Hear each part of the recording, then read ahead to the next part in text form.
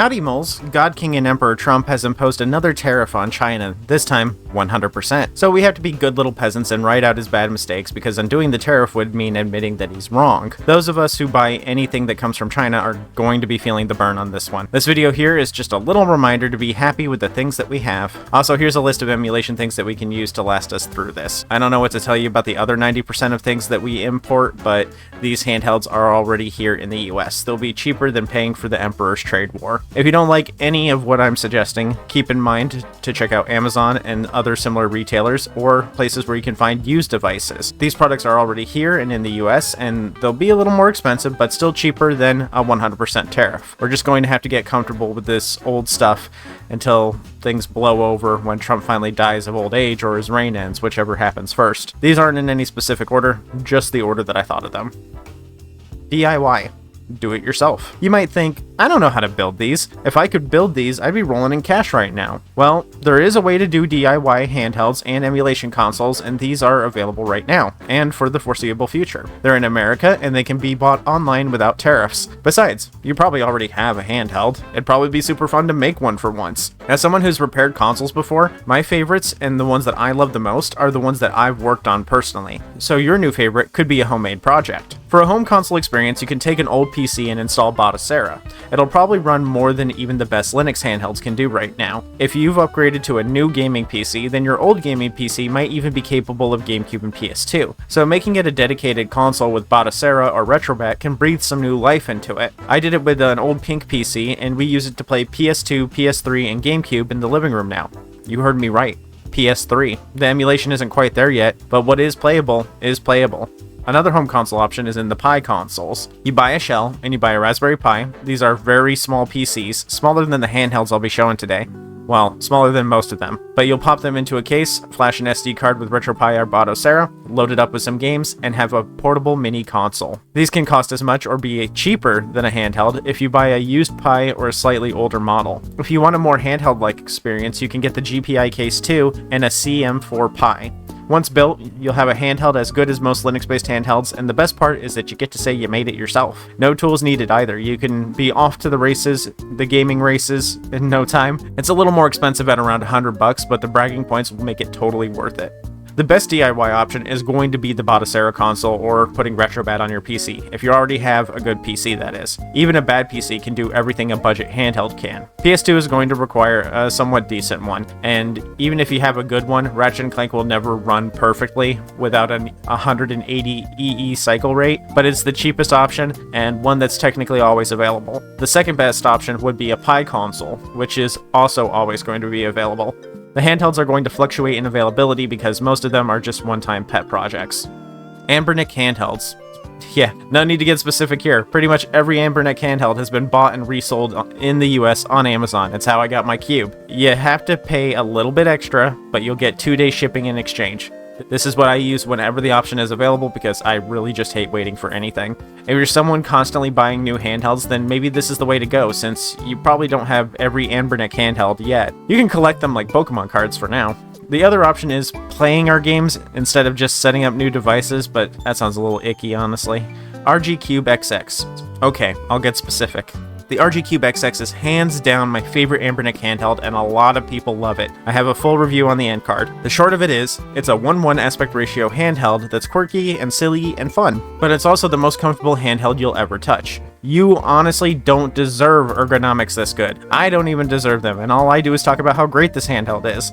It plays your usual suite of H700 games. You might hate that screen for 4:3, 3:2, and 16:9 games, but since the width of the screen is the same as the 35XX, it's actually the same game size. You just have to deal with a little letterboxing. I mean, you did that just fine back in the 2000s when we were switching over to HD TVs and everything on our 4.3s had 16:9 letterboxing. But it also does GB, GBC, SNES, and NES, and Pico 8 native ratios, better than any other Ambernic device that's 4.3 to 16:9. This is also a great system to explore new libraries with. I've never played so much GBC, and I even had a GBC when Pokemon came out. Speaking of Pokemon, if you're getting it just to play Pokemon, this is a good machine for it. You'll be able to play the GBA ones, including ROM hacks, and the GBC entries will look really good on this big screen. If you like GBC, this is perfect for Link's Awakening DX. This is the best GBC handheld, even including non-budget handhelds. It's the ultimate GBC. It does have a disc D-pad if you like Genesis and Game Gear, and even if you don't, I think you'll still like this disc D-pad. I thought I was going to hate it, but it's a pretty good D-pad. I think it's better than most other D-pads. Retroid Pocket. You honestly can't go wrong with any Retroid Pocket. I didn't really like the RP3 Plus because I don't like slabs, so maybe don't get the 4 if you want ergonomics. RP5 and Flip are both great and powerful devices. You can get one now, and it will arrive before the supposed tariff will kick in. The RP Classic isn't on sale, but it has a near perfect scaling with the SNES and is probably the most Game Boy looking handheld I've ever seen. It's also already a budget handheld, being exactly 1 cent below $100. These devices all run Android and can be a pain to set up, but in exchange, you're getting some of the most powerful devices on the market. These will last you a long time if you take care of them.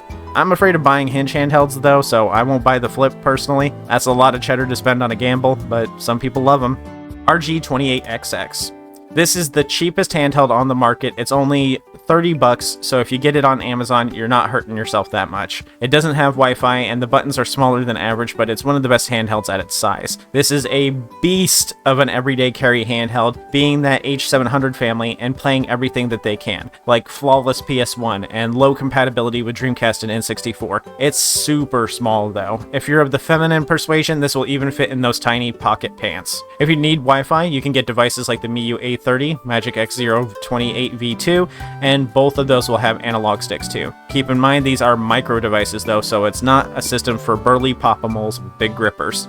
XU20V32. This one's a bit of a ticking clock. I do love this thing though. I'm still not ready to put out a proper review yet, but it's $43 and is like the RG35XX but better in pretty much every way. The big downside being Android, but it's not full Android, so it was still a quick setup for me. It's easier than a full Android setup. It has a touchscreen, Wi-Fi, runs a version of Android using a special launcher called Aurora that's for these handhelds specifically. It runs Android apps, which means you can also use a browser, retro achievements, play some lighter Android games like Balatro and Hollow Knight, and you can scrape art. It's very Game Boy coded, and despite not liking vertical handhelds, I do like this one a lot. Considering everything is moving towards being Android, I'd suggest just biting the bullet eventually and checking one out sometime. This will give you a slight taste of that without overwhelming you, and the risk and cost is low, so if you hate it, you didn't lose that much. But this is very much a ticking clock. The Shoe 20 is not on Amazon as of this video's release, and it took exactly 2 weeks to arrive.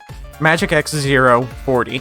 There is only one reason to recommend this handheld, and that's if you want original DS or vertical arcade games, so I guess 2. Anything else on here is going to be very small because of the narrow vertical screen, so this one I recommend a little less. A system that's going to last you a long time is going to be something that can play a large variety of systems. If you're younger than 30, the only system you're going to play on this is exclusively DS. If you're interested in this hobby for DS, there are very few handhelds that are going to play DS in a way that will fit your standards. You can go with a cheaper handheld like the Shoe 20, and it's the only one in its price point with the touchscreen, but its screen is too small to display both DS screens at once. So that leaves you with the 16:9 handhelds for the most space, and most of these are on Android handhelds, which are going to be in the $70 plus range, but then the screens won't be on top of each other. The only devices to have 2 screens are INEO and AIM devices, which are in the hundreds of dollars, or the newly announced Ambernic RGDS, which will be under $100. The Magic X040 is the only handheld that will give you both DS screens on top of each other on one screen, but it is goofy looking. This is a really hard one for me to recommend because of that single-use case issue, but DS is never going to shine on anything that doesn't have 2 screens or one tall screen. Thankfully, the RGDS is a thing now. Without 2 screens or a tall screen, it'll always be sacrificing something. So if you really need a dedicated DS, this and the RGDS are your only options on the cheap. That said, from what I've seen, it's pretty good at it. Being this is a Magic X device, and they're secretly Shoe Retro, they will also have a long ship time. So this one's a ticking clock too. You could wait for the RGDS, but we have no idea if it'll be shipped before the tariffs start. Kitty V90S. If you don't mind not having Wi-Fi, this is one of the cheapest devices on the market. It's also on Amazon, so it's readily available. You'll be able to get it quickly and try out the hobby. This is a clamshell design mimicking the GBA SP, and it's a pretty decent one. The lack of Wi-Fi though means no retro achievements and no art scraping, so it's a bare minimum sort of device. That said, if you're looking to get one of these just to play Pokemon and you don't need a DS, this is a great option. If you need Wi-Fi, it does support external Wi-Fi adapters, but if you're paying $15 extra, you may as well just get a handheld that has Wi-Fi already. The current best clamshell with Wi-Fi and budget would be the RG34XX and 35XXSP handhelds from Anbernic, but if you really don't need Wi-Fi, then the V90S is going to be a little more respectful to your wallet. Trim UI Brick. I've seen this one on Amazon as well. It's a Game Boy style handheld, a little less wide than the Shoe 20, and it has big everyday carry vibes. It keeps it very simple and minimalist, being incredibly Game Boy coded. It has a lot in common with the Shoe 20, honestly. Or I should say the Shoe 20 has a lot in common with it. They use the same screen, the same chipset, but it's skinnier and uses Linux, has stereo speakers and half the RAM, but it's double the cost. It's better in its own ways though. The brick is more premium than the Shoe 20. Up to you whether you consider the feel worth the downgrade of double the cost and less RAM. Other than that, it's more available. As I've said, it's on Amazon, and currently the Amazon price matches TrimUI's own price. TrimUI also offers some customization options like replaceable buttons. The Brick and Hammer both feature a sleep function that's better than the rest of its Linux peers. Onion and Garlic OS on other Linux handhelds have this same sleep function. They're basically just using save states, which means if you're using retro achievements on hardcore, this feature effectively wouldn't exist for you since you can't load save states. It's also a fast charger, which means you can use any old cable. It doesn't use slow chargers like other Linux handhelds. This is honestly a bare minimum that should be on all handhelds, Anbernic. This shouldn't be a special thing, Anbernic. But thank you, TrimUI, for doing the bare minimum when no one else is. We love a bare minimum king around here. It's a nice looking handheld though, and if you want something that looks like a Game Boy, it definitely does. You're going to get people asking if you're playing a Game Boy or saying something like, "I haven't seen one of those in a couple of decades." It very much is a brick though, lacking all ergonomics. Let's just talk about the elephant in the room though. This is for people who want an analog pocket but can't afford an analog pocket. And that's fine. It's a good look. I just can't say I care more about aesthetics when there's something half the price. To be fair though, if you have this already, you bought it before the Shoe 20 was out, and time is ever marching forward. You didn't make a bad purchasing decision. Also, the brick comes in metal now, and it's called the Brick Hammer, but it's still the same system. One of the very few metal options out there. And the final one, our number 10, Steam Deck. I wouldn't normally recommend getting something so expensive, and y'all are probably tired of hearing something like, why not get a Steam Deck? But when it comes to emulation, this is going to future-proof you for a good while. You can play PS2 and GameCube and anything else before it. It's not portable or pocketable or cheap, but it is powerful. It's also going to be available long after tariff increases. They're in the US right now and for the foreseeable future, meaning you won't have to worry about price hikes from tariffs, and they recently went on sale too. I check places that sell used stuff and see if you can get it cheaper. If you can even get a 64GB model for cheap, it'd be worth it because you can expand the memory later. Retro games run just fine from SD cards, so you don't need a ton of internal storage. This recommendation is last just because of the price. I did think of it sooner, but it is the price that's making this one last. It's hard to recommend something so pricey when this hobby can be enjoyed just as easily for $300 less. Bonus mentions: Neo Pocket Air Mini and Mangmi Air X. Both of these devices are also cheap and great value handhelds. The Neo PAM can play a little PS2, some GameCube, and everything before it no problem. It's not out yet though, so we can't 100% confirm it other than what Tech Dweeb has shown in his videos recently. If it's true, I'd recommend the PAM because while Android isn't beginner friendly, this is ultimately the direction everything is going in now. I'm getting myself one of these as soon as they're available too. But the PAM isn't on the main list because it's not technically out yet, and I don't know if it'll ever be available before the tariff increase, if it ever happens. It's probably the most powerful for the price point right now, and Neo is known for being the bougie brand, so it's probably going to be a pretty great handheld. The Mangmi Air X is a similar device, but it's more of a PSP. It can't do GameCube or PS2 as well as the Air Mini, but that's okay. I consider this to be going after a different audience. Being a 16:9 device, it's very clearly going after the PSP crowd. This widescreen means it'll have plenty of space to play both DS screens at once, if you don't mind them next to each other. Both are good in their own way, and both have some good ergonomics, making them great comfort or home/bag handhelds. This one is also not officially out yet and comes out on the 15th, and I think there's a lot of hype around the Mengmi Air X, as this is potentially a new company coming into the handheld arena. Some think it's also a clone company of Ioneo or Retroid. Sometimes a company will make a second company and produce handhelds through them to experiment without risking watering down or devaluing their main brand. Sometimes you just have a lot of ideas, like me. I want to post a new video every day. Being that most of these handhelds were all budget except Retroid, that means none of them are going to be truly future-proof. But most of you are looking to play Pokemon and Pokemon ROM hacks, and any of these will do that. A lot of them will do it in addition to a whole lot of bonus systems.